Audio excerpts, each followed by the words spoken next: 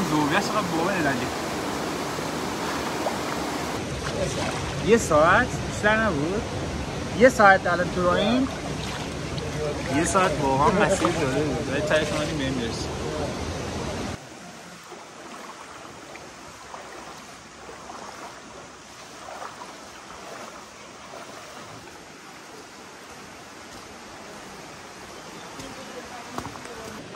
واقعا جایی که اومدیم خوشگله خیلی خفنه امیدوارم که شما اگه نوشهر اومدین یه روز که حالا تصمیم گرفتیم یه همچین جایی بیرون اینجا نوشهر اون گردی رو نها کن اونجا ها اون مثلا غیر طبیعیه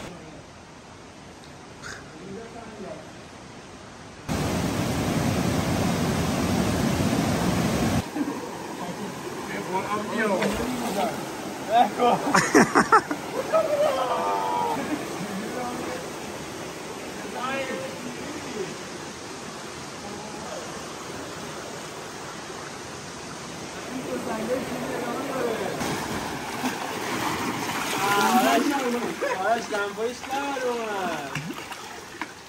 اون فرامه کردی آفرین